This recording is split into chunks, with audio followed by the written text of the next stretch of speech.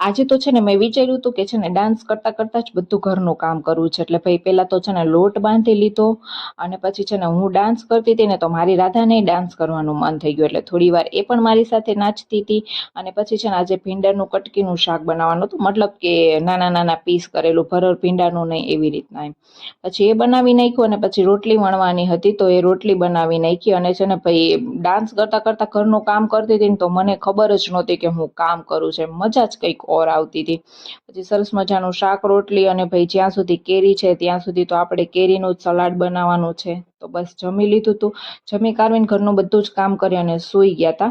અને હું આમ તો છે ને હવે ચા ને મેં બંધ કરી છે ને શરબત જ પીવું છું, પણ આજે ચિરાગ ઘરે હતા ને તો એની માટે ચા બનાવી. એ ડાન્સ કરતા કરતા ચા જો મારી રહી ગઈ, નકર હમણાં ઉભરાઈ જાત.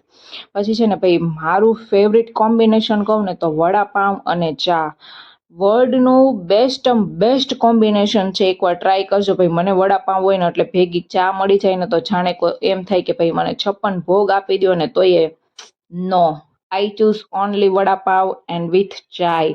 પછી છે ને અમારે ત્યાં છે ને કેવાકની ચૂંટણી હતી હમણાં, આજે ઓલા વોટિંગનું કંઈક હાલે છે ને તો ત્યાં અમારે જમવાનું હતું, સમજાણું શેરીના બધાને.